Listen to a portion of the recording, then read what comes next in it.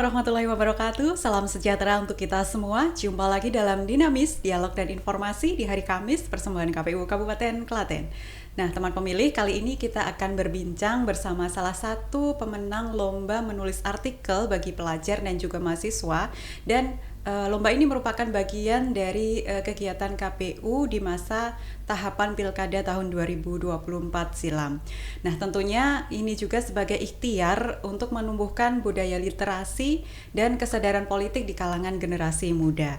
Dan menariknya, artikel yang ditulis ini bertemakan tentang cita-cita anak muda di Klaten dalam tajuk Andai Aku Menjadi Bupati Klaten. Nah, kita akan berbincang lebih lanjut mengenai ide-ide cermalang apa saja yang dituangkan dalam karya tulis mereka, serta pandangan mereka tentang demokrasi dan peran pemilih pemula di masa depan. Nah, saat ini sudah hadir bersama saya di Studio Dinamis pemenang juara 2 Lomba Menulis Artikel bagi Belajar dan Mahasiswa, Kak Rose Isnaini Fortuna. Selamat sore, Kak. Ini manggilnya apa ya? Mbak aja, Mbak, nama aja. Nama Rose gitu ya. Memang Rose menyebutnya ya. Saya kok inget Blackpink ya. Saya tuh bayangannya ini jangan-jangan Blackpink yang nulis artikel nih ya. Boleh dong, ini kan teman pemilih, boleh ketawa Mbak Nay. Nah, teman pemilih, kita kenalan dulu lah ya. Pertama-tama sebelum kita ngobrol, boleh Kak Rose perkenalkan diri dulu sama teman pemilih. Kita sebutnya teman pemilih ya. Halo teman pemilih, perkenalkan saya Rose Isnaini Fortuna. Saya lulusan SMA Negeri 2 Klaten. Sebelumnya saya koreksi Mbak. Apa nih? Saya dapat juara 3. Oh, juara 3? Juara 3 ya, bukan juara 2 ya. Oke. Berarti pemenang juara 3 lomba menulis artikel kemarin ya. Oke. Ini asli Klaten? Iya, asli Klaten. Dan lulusan dari SMA Negeri 2 Klaten. Nah, mungkin bisa titip salam sama teman-teman yang di SMA 2 buat bu gurunya. Baik. Nah, terus sekarang udah lulus SMA. Terus kesibukannya apa sekarang? Saat ini saya prepare buat kuliah. Oh, udah daftar? Sudah. Sudah daftar ke mana nih? Ke Universitas Gadjah Mada. Oh, UGM. Iya, baik. UGM. Terus apa nih yang dipilih jurusannya? Teknologi Rekayasa Perangkat Lunak. Teknologi Rekayasa Perangkat Lunak. Iya. Oh, gitu. Terus udah ujian berarti? Sudah sampai tahap apa pendaftarannya? Sudah selesai, sudah pembayaran UKT, sudah registrasi, sudah gitu. Selesai ya. Oh, berarti sudah diterima? Sudah, wah, sudah diterima. Jadi maru ternyata mahasiswa baru di UGM ya. Mungkin ini yang teman-teman yang di SMA 2 dan juga Bapak Ibu guru patut berbangga ya. Ini ada satu siswinya yang sudah bisa berhasil menembus UGM ya. Susah loh ya UGM ini. Nah, terus ya, sekarang nih ya, di tengah situasi yang berkembang saat ini nih ya, bahwa katanya anak muda zaman now itu minat bacanya kan sangat rendah ya. Kemudian juga selain itu overstimulasi digital ya. Seperti kita tahu kan, kebanyakan scroll, konten instan seperti itu kan. Terus efeknya jadi sulit, bahkan untuk menulis sulit, untuk fokus dalam jangka waktu lama mungkin sulit, seperti itu kan ya. Nah, sekarang Rose datang sebagai anak muda ya, yang cukup kritis juga dan bisa menuangkan buah pikirnya melalui tulisan. Nah, ini apakah memang sudah suka menulis atau hobi atau apa ini menulis ini untuk Rose? Kebetulan menulis ini merupakan hobi saya. Ya, dan saya juga di sekolah juga mengikuti kegiatan menulis seperti kelompok ilmiah remaja, di mana saya menulis berbagai karya tulis ilmiah untuk diajukan ke berbagai event ya. Oh gitu, berarti di sekolah seperti semacam ada kayak majalah sekolah gitu nggak sih? Majalah sekolah tidak ada. Berarti kalau itu namanya apa berarti? Ekstrakurikuler. Ekstrakurikuler, judulnya? Kelompok ilmiah remaja. Kelompok ilmiah remaja. Di situ membuat berbagai karya tulis seperti itu ya. Berarti sudah terbiasa menulis ya nih. Nah, anak muda zaman sekarang jarang loh yang suka menulis ini kan ya. Nah, mungkin kaitannya dengan lomba kemarin nih ya. Boleh dong diceritain sedikit gimana sih awalnya tahu ada lomba ini, lomba kemarin ini? Jadi sebenarnya saya tahu informasi lomba ini dari guru saya. Guru saya mengirimkan poster. Terus ayo ikut ya Oh sudah. gitu, Iya. rekomendasi dari bu guru ya? Iya. Dari bu guru. Kemudian selanjutnya bayangan kamu apa? Wah ini KPU yang mau bikin gitu kan? Pasti tidak jauh dari demokrasi seperti itu kan ya Iya. pastinya. Terus dalam pikiran kamu apa yang pertama kali terlintas? Mau nulis apa gitu kan? Pertama kali saya langsung bayangkan saya jadi bupati. Oh iya betul sih, sesuai tema memang sih ya, betul ya. Terus selanjutnya baru langsung keluar ide gitu atau apa? Mungkin ada kesulitannya apa ya? Sempet itu nggak? Ya kalau saya sih saya mikir dulu apa ya yang kira-kira kemudian saya juga minta pendapat kepada guru saya apa yang harus saya tulis, kemudian saya juga literasi dan kemudian saya tulis yang kotor dulu, apa sih namanya, kayak abstraknya dulu, gitulah ya. Oh seperti itu. Kemudian setelah itu ada yang bantu selama proses ini? Nggak ada. Guru saya cuma membantu. Dalam artian ketika sudah jadi kamu siapa dong bantu aku baca ini kurang apa seperti itu misalnya gitu. Nah, dari apa? Dari keluarga mungkin atau dari teman-teman ada yang bantu seperti itu kah? Kebetulan teman-teman saya tidak tahu. Oh seperti itu, baik. Bu guru yang di apa? Bu guru juga nggak tahu? Kalau bu guru tahu. Oh yang tadi memberikan rekomendasi ya, oke begitu. Nah ini kan sebagai pemenang juara 3 ya tadi, tentunya artikel yang kamu buat itu dinilai memiliki gagasan yang kuat ya. Nah dengan tema andai aku jadi Bupati Klaten, kemudian kamu implementasikan dalam tulisan berjudul Gebrakan Klaten Maju dan Sejahtera. Nah itu kan tentunya sebuah gagasan yang penuh semangat ya dari seorang anak muda ya. Apa ini yang menjadi ide-ide utama dari artikel yang kamu buat kemarin nih? Ya yang menjadi ide-ide utama ya saya melihat di Klaten ini saya melihat seperti tidak ada apa-apa. Maksudnya ketika ada sebuah program itu seperti kurang ada penekanan. Nah di artikel ini saya membuat berbagai program di mana program-program ini terdapat apa ya? Beberapa sektor yang kamu angkat gitu ya. Beberapa sektor yang menurut kamu diangkat kemarin apa aja sih? Ada pendidikan, kemudian kesehatan, kemudian tentang krisis air, kemudian pertanian. Itu juga nggak terlepas dari potensi yang dimiliki Klaten juga ya. Iya betul. Nah, terus kok ini kan ada tadi salah satu pendidikan ya.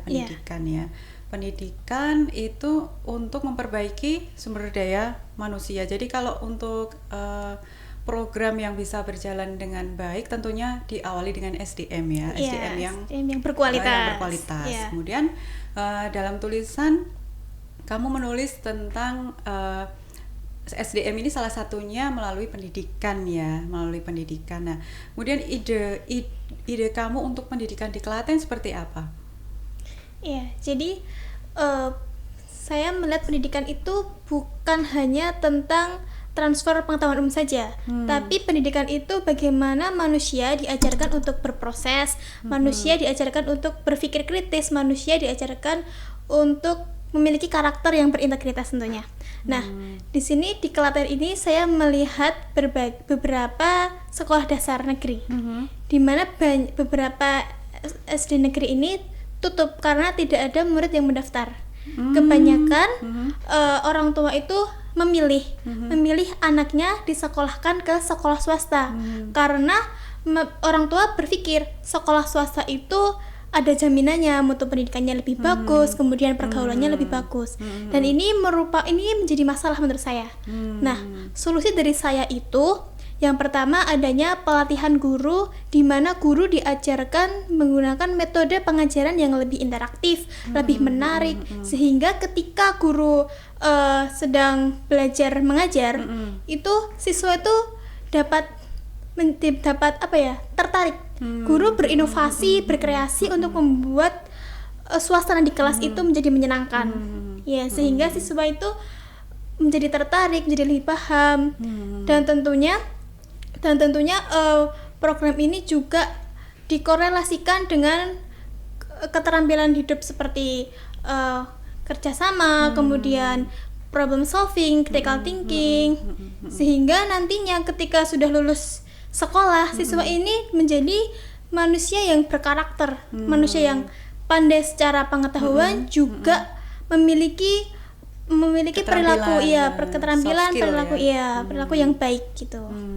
Jadi ini berangkat dari pemikiran bahwa ini udah kamu riset ya, bahwa memang ada SD yang tutup di Klaten, SD negeri gitu ya. Karena tidak ada peminatnya. Nah, terus tidak ada peminatnya karena orang tua lebih memilih ke swasta. Yang dianggapnya swasta lebih apa ya namanya? Lebih baik, lebih oke, dalam proses belajar mengajarnya ya, seperti itu. Ya berarti kan ada apa ya namanya? Satu pemikiran nih ya, ada dari anak muda nih ya, ternyata pendidikan di sekolah negeri ini perlu adanya inovasi seperti itu ya. Perlu ada inovasi, perlu adanya peningkatan kepada pelatihan kepada guru-gurunya seperti itu ya, agar bisa mengimbangi ya seperti itu ya, mengimbangi sekolah swasta. Dan sebenarnya juga kalau di negeri itu malah sebenarnya loh ya gratis kan ya. Tapi sampai siswa-siswi ini beberapa ada yang lebih memilih bukan siswa-siswinya ya, siapa? Orang tuanya lebih memilih ke sekolah swasta gitu, yang mana malah biayanya lebih tinggi. Cuma di situ ada jaminan untuk pendidikan yang menurut mereka lebih baik seperti itu ya. Selanjutnya ya, selanjutnya setelah pendidikan juga kesehatan masyarakat juga ya. Kalau kesehatan masyarakat idenya apa nih untuk Klaten? Karena saya melihat Klaten itu kasus HIV AIDS-nya itu kan tinggi. Gitu. Jadi kasus HIV AIDS itu kan juga disebabkan karena seks bebas atau homoseksual. Nah, ini berkaitan dengan yang tadi tentang sumber manusia yang berkualitas. Jika manusianya berkualitas, otomatis dia akan berpikir untuk menjaga diri, tidak melakukan perbuatan yang seperti itu. Nah, jadi dalam menanggulangi kasus ini ada pelatihan, ada program ya, penyuluhan buat semua masyarakat, terutama anak muda, untuk menghindari yang namanya homoseksual, seks bebas dan sebagainya. Jadi nanti anak muda diberitahu mengenai penyebab, kemudian kalau misalkan kena HIV ini dampaknya seperti apa, dan kemudian apa yang harus dilakukan seorang anak muda untuk menjadi manusia yang sehat, tidak melakukan hal-hal yang tidak baik. Menurut kamu ada nggak sih yang menjadi penyebab mereka ini seperti ini selain kurangnya informasi juga? Kalau menurut saya, dari perspektif saya, karena faktor lingkungan. Karena kebanyakan mungkin bisa jadi dari keluarga, kalau dari keluarga kurang diperhatikan atau seperti dia merasa sendiri. Kemudian dia terjun ke dunia luar, yang lingkungan yang mungkin kurang pas ya. Yang menurut mereka itu kok seru ini, jadi yaudah saya terjun aja. Mungkin kalau misalkan awal-awal orang-orang itu kan kayak aku kuat, saya kuat. Nah, tapi kan ketika dia terus-menerus bersama orang-orang yang seperti itu, otomatis dia akan menjadi seperti itu, gitu. Dan ini juga kalau saya pikir mungkin ada salah satu kaitannya dengan keterbukaan informasi yang diakses mereka ya, melalui media sosial. Yang tadi saya bilang itu scroll kita nggak tahu info apa saja di dalam situ, termasuk juga mungkin LGBT, seks bebas di situ ada juga kan, seperti itu. Dan mungkin tadi kalau dari keluarga, mungkin perannya keluarga ini seharusnya kan bisa merangkul ya. Mungkin betul. Bagi mereka yang apa tadi istilahnya kurang mendapat perhatian di rumah, mungkin bisa larinya ke salah satunya ke hal-hal seperti itu ya. Kalau misalnya penyuluhan seperti itu kan ya, penyuluhan itu kan kalau zaman now itu pasti kan harus disesuaikan juga ya dengan, nah itu yang penting adalah nanti ketika membuat program itu kita sesuaikan dengan zamannya juga, jadi kan akan lebih merasuk ke mereka gitu kan. Tidak mudah juga karena kalau misalnya kita berikan penyuluhan apalagi kalau sudah tahu judulnya ini, mereka yang pelaku ini tidak tidak akan mau dengar langsung seperti itu Iya. kan. Kita harus punya strategi tertentu. Nah, itulah sulitnya nanti tantangannya ya. Tantangannya seperti itu. Kemudian selanjutnya ada lagi nggak kalau kesehatan, isu kesehatan di Klaten ini apalagi? Kalau dari saya ada stunting. Iya, jadi saya melihat itu banyak stunting yang masih banyak stunting di Klaten ini. Ya, Terus kemudian apa yang jadi solusi untuk stunting, mengatasi stunting? iya, solusinya yang pertama adalah ada bantuan makan bergizi. Makan bergizi bagi anak-anak balita, terutama bagi keluarga yang kurang mampu. Jadi setiap hari ada program dari ibu-ibu PKK atau posyandu itu memberikan makanan bergizi. Makanan yang tentunya mengandung zat besi, protein seperti itu. Selain daripada itu juga ada sosialisasi buat remaja. Karena remaja putri ketika masa remajanya harus sehat, harus tidak boleh anemia. Karena remaja yang anemia ketika dia dewasa melahirkan dapat berpotensi melahirkan anak stunting. Gitu. Iya. Wah, ini informasi baru nih, penting nih buat teman pemilih, mungkin ada nggak semua tahu ini. Jadi kalau di usia remaja harus makan makanan yang bergizi. Ya, banyak mengandung zat besi, kemudian minum tablet tambah darah. Gitu. Ya. Jadi nanti ketika pada waktunya akan melahirkan anak-anak ini akan sehat juga anaknya, nggak stunting ya. Oh, ternyata itu salah satu penyebabnya ya, yang menyumbang anak-anak lahir dalam kondisi stunting ya. Oke. Terus apalagi ya, isu kesehatan masih ada nggak? Sudah sepertinya ya. Oke ya. Oke, setelah pendidikan, kemudian ada masalah isu kesehatan, selanjutnya apa lagi yang kamu bahas di artikel kemarin?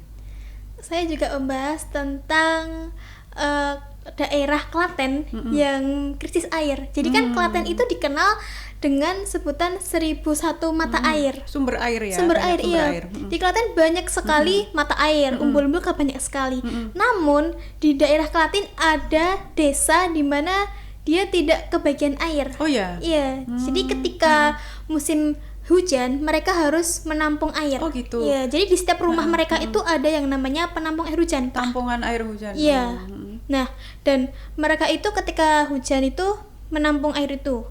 Nah, tapi air-air itu tidak mencukupi kebutuhan mereka ketika musim kemarau. Jadi musim kemarau itu mereka mengandalkan bantuan air atau tidak mereka membeli air. Satu tangkinya itu berkisar berapa ya? 6.000 sampai 8.000 liter kalau nggak salah. Untuk sehari-hari, untuk mandi juga gitu. Itu di daerah mana yang ada seperti itu? Di daerah Tegalmulyo.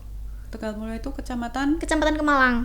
Iya. Oh, ada yang kita terkenal dengan sumber air, justru ada daerah yang kekeringan maksudnya kurang air. Kurang air. Nah, terus kalau kayak gitu solusinya gimana? Mungkin pemerintah mungkin selama ini sudah berupaya juga ya. Dan tahun 2017 Maret 2017 itu ada peresmian Embung Tirtamulya. Itu ada kerjasama dari pemerintah dan lembaga swasta untuk membuat Embung Tirtamulya. Embung itu ini di mana itu? Di Tegalmulyo juga. Di sana ya. Itu embung untuk menampung air hujan. Nah, tapi embung itu saat ini karena ada berbagai kerusakan dan kebocoran, jadi embung saat ini tuh nggak berfungsi gitu? Bukan nggak berfungsi, walaupun musim hujan airnya itu surut.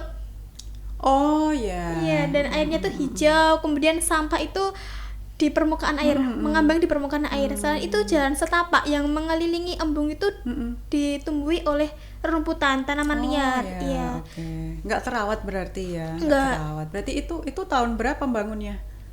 Kalau membangunnya mungkin saya kurang tahu ya. Cuma saya lupa.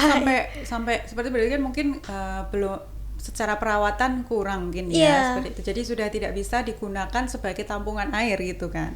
Iya. Nah, gitu. Dan sekarang sebagian warga menggunakan air embung itu untuk irigasi peternakan dan perkebunan. gitu. Memang jadi alih fungsi ya. Jadi alih fungsi. Tapi emang awalnya itu bukan untuk kebutuhan sehari-hari seperti makan dan minum. Ya, seperti untuk mencuci-cuci juga enggak. Emang awalnya itu digunakan untuk perkebunan dan peternakan karena memang air di situ kurang bagus jika dikonsumsi oleh manusia. Oh gitu. Ya. Lalu terus gimana dong nanti solusinya kalau kayak gitu? Sampai saat ini masih seperti itu ya? Iya, terakhir saya ke sana, iya masih seperti itu ya. Terus sekarang kalau misalnya kamu nanti jadi bupati, ya kan begitu kan sesuai tulisannya ya. Andai aku jadi bupati Klaten ya. Terus solusi buat daerah-daerah yang kekeringan ini gimana? Ya kalau untuk daerah Tegalmulia itu khususnya itu ya tentunya memperbaiki embung itu. Mau memperbaiki embungnya. Iya. Oke, terus nanti untuk menampung air hujan seperti itu. Iya. Ya. Di sisi lain ketika itu dirawat dengan bagus kemudian diperbaiki itu juga dapat dijadikan sebagai tempat wisata. Iya, sehingga betul. dapat memperbaiki perekonomian di sana. UMKM di sana juga akan maju, kemudian lebih dikenal masyarakat juga. Ya, tentunya kan masing-masing daerah di Kabupaten Klaten ini punya keistimewaan sendiri-sendiri ya. Ya, termasuk juga misalnya kalau di Tulung ada banyak sumber air seperti itu ya. Nah, nantinya di mana tadi? Di Tegalmulyo. Kemalang ya, Kemalang. Di Kemalang juga akan bisa dikembangkan juga sebenarnya potensinya ya. Tinggal nanti bagaimana program-program dari Bupati ini ya, gitu kan. Oke, selanjutnya kan selain sumber air, Klaten kan juga terkenal dengan lumbung padi. Iya. Ya, lumbung padi. Apa isu-isu yang terkini seputar lumbung padi ini menurut kamu?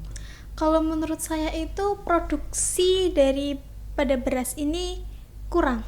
Produksi beras berkurang, padahal sawahnya ada. Iya. Sawahnya ada loh ya kan. Dan penghasil padi itu di Kecamatan Delanggu ya. Iya.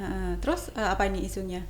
Saya melihat ketika saya pergi ke desa itu selalu melihat pengalihan lahan. Jadi yang awalnya sawah itu dibangun jadi perumahan. Oke. Gitu. Terus ada lagi yang lain? Jadi itu yang bikin kurang produksi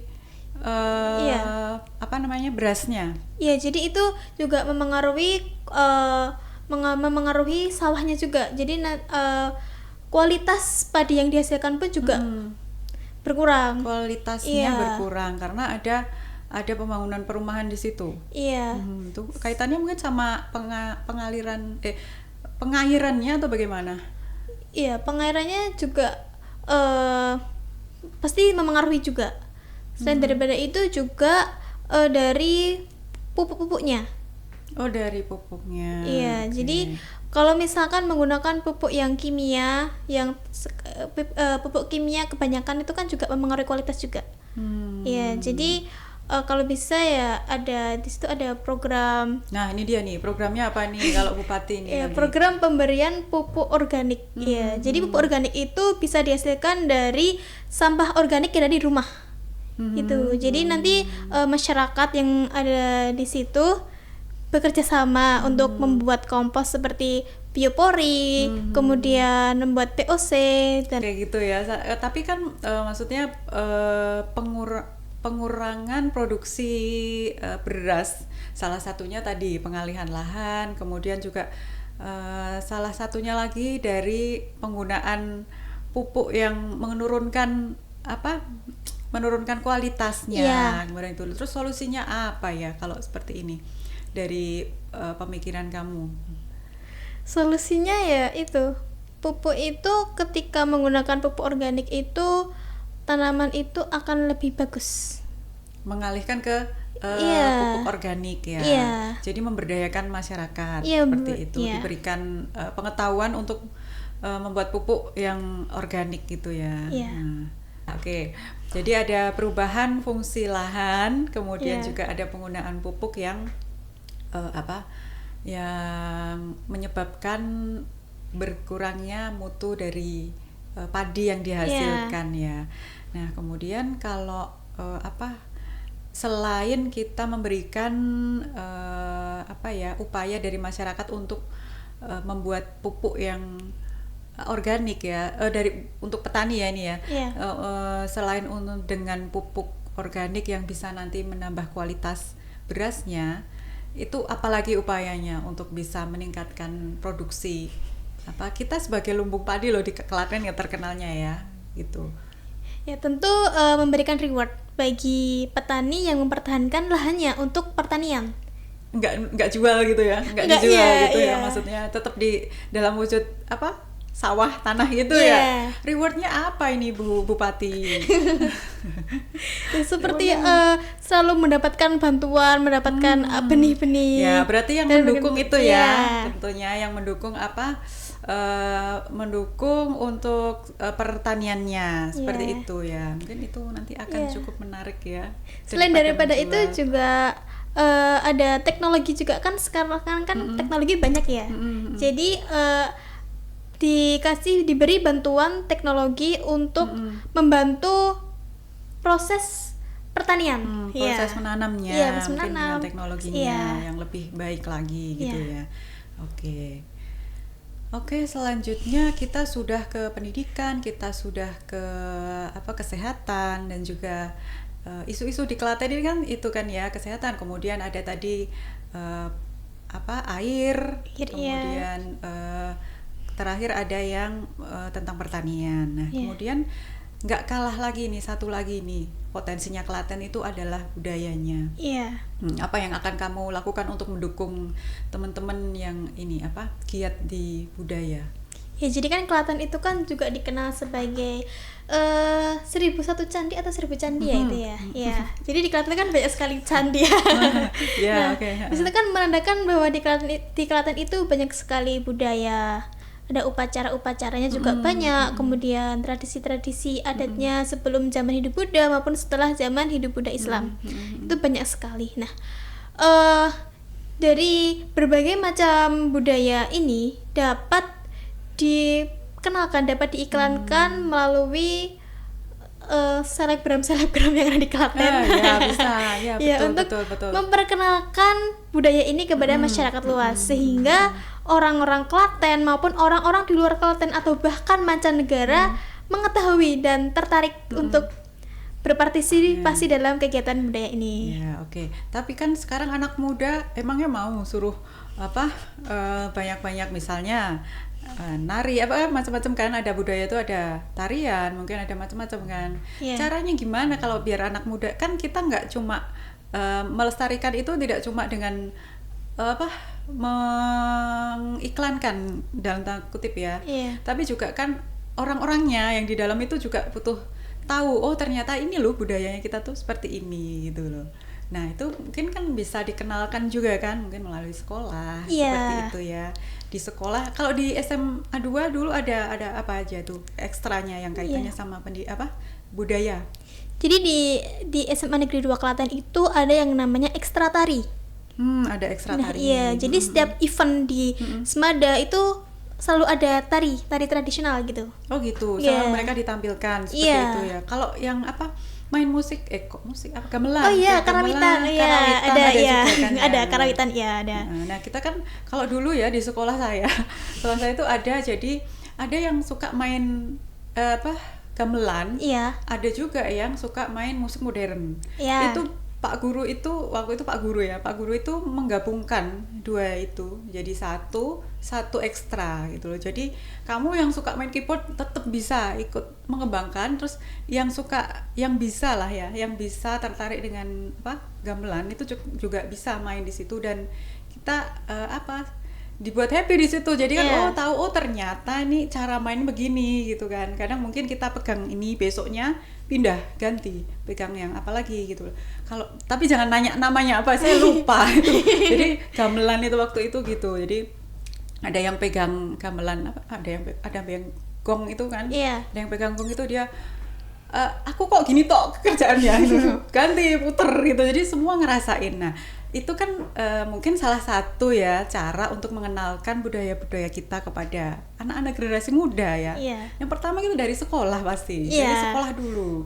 Kalau dari sekolah bisa Pak Guru Bu Guru mengemas ini dengan baik, dengan menarik, mungkin itu nanti akan baik juga gitu. Kita akan nantinya anak-anak ini akan menularkan kalau gitu, menularkan energi-energi yang mengenalkan juga ke masyarakat luas. Kan ada juga yang memang jiwanya udah di situ dulu kan. Ada yang jiwanya udah di situ tuh, mereka nanti akan keren lah pokoknya kalau sudah sesuai dengan minat bakatnya ya, seperti itu.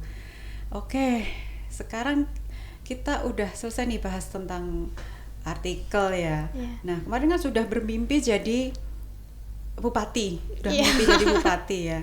Nah, sekarang aku mau tanya nih ya, seberapa penting sih kalau di tempat kita ini kan bupati dipilih oleh rakyat ya, dipilih oleh rakyat yang sudah memenuhi syarat lah ya, termasuk juga anak-anak muda di lingkungan yang paling ini SMA ya, yang 17 tahun lah, yang mulai 17 tahun itu SMA mungkin kelas 2, kelas 3 ya.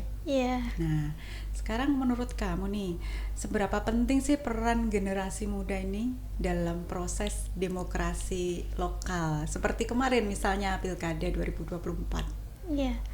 Bagi saya sih sangat penting ya, karena di Pilkada ini itu kan anak muda memiliki hak suara. Anak muda ini tidak hanya sekedar memilih, tapi juga mengawasi, kemudian mengkritik pemerintahan yang ada di Klaten, sehingga nantinya pemerintahan di Klaten ini menjadi lebih baik, sehingga potensi yang ada di Klaten ini dapat dimanfaatkan lebih baik, sehingga lebih baik lagi. Salah satunya kan ya bersuara melalui tulisan ya. Bersuara melalui tulisan. Seperti Rose ini kan ya, mengutarakan apa yang ada dalam pikirannya anak muda kan gitu kan ya. Nah, terus kalau menurut kamu selama ini pengetahuan tentang demokrasi, pemilu itu udah cukup didapat nggak dari sekolah atau dari manalah lingkungan gitu? Kalau berdasarkan apa yang saya alami selama masa SMA, ada yang di SMA saya ada yang namanya P5 tentang demokrasi. Nah, di sini siswa diajarkan berdemokrasi. Dari demokrasi itu apa, kemudian prakteknya seperti apa, kemudian langsung praktek pemilihan umum. Kebetulan pada waktu itu saya jadi bupati. Calon bupati. Oh gitu. Terus itu berarti praktek pemilu gitu. Praktek coblosan gitu. Iya, ada debat, ada coblosan langsung, kemudian ada perhitungan suara. Oke. Wah, SMA 2 ya. SMA 2. Terus kemudian kalau pemilos gitu? Pemilos ada? Ada, iya, ada pemilos. Settingannya kayak pemilu gitu juga. Iya, jadi ada debat, kemudian ada kampanye gitu. Dulu berarti ikut jadi ketua OSIS nggak? Daftar jadi ketua OSIS? Enggak. Karena saya tidak ikut OSIS. Seperti itu. Jadi dia tuh maunya jadi langsung bupati aja gitu kan ya, Mbak Naya ya.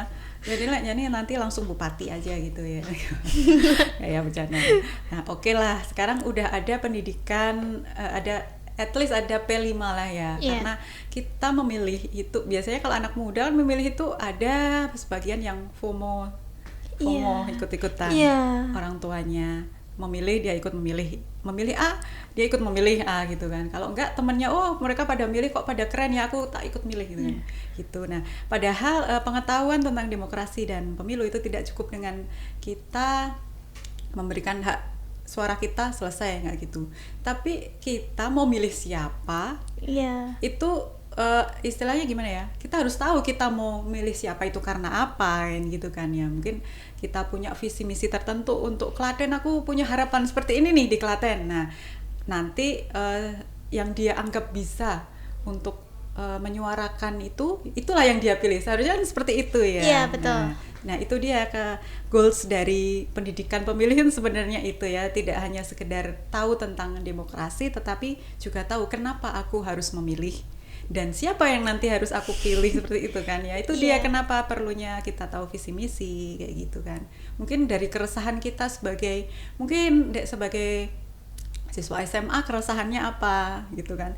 nanti dicocokin lah sama siapa yang punya visi misi sesuai dengan yang aku ini gitu kan. Oke, Rose ini terakhir ya, kan saat ini Bupati Klaten kan udah terpilih ya kemarin, dan anak muda juga kan ya, anak muda. Terus dengar-dengar juga lulusan SMA 2 ya? Iya. Jadi kakak tingkat kamu, kakak kelas ya? Kakak kelasnya Rose, ternyata bisa jadi bupati. Sebentar lagi kamu. Oke, ada pesan khusus nggak untuk Bupati Klaten terpilih saat ini, Mas Hameneng? Ya, pesannya ya tentu menjadi pemimpin yang amanah, kemudian pemimpin yang selalu mementingkan kebutuhan rakyat. Ya, semua lapisan masyarakat dilibatkan dalam semua program yang Bapak programkan. Programkan ya, dalam visi misi tentunya. Dan dalam visi misi yang sangat bagus ini, semoga Bapak benar-benar mengimplementasikannya dan untuk masyarakat Klaten ya. Sehingga Klaten menjadi maju dan sejahtera. Amin. Keren ya. Pesannya banyak banget ini dan berat loh itu. Ya, tentunya kan butuh dukungan dari masyarakat Klaten juga kan. Nggak cuma pemimpin yang diri apa sih namanya? Nulis visi misi, tapi juga harus didukung dengan masyarakat yang mendukung juga dengan visi misinya. Oke, luar biasa sekali perbincangan kita pada sore hari ini ya. Dari imajinasi menjadi bupati, kita juga bisa lihat betapa besarnya potensi dan juga kepedulian generasi muda ini terhadap masa depan Kabupaten Klaten. Terima kasih ya sudah hadir dalam episode dinamis kali ini. Dan teman pemilih, demikian perbincangan kita bersama juara 3 lomba menulis artikel untuk Pilkada 2024 yang lalu. Kita akan berjumpa lagi dalam dinamis episode selanjutnya. Terima kasih telah menyaksikan. Akhir kata, wassalamualaikum warahmatullahi wabarakatuh.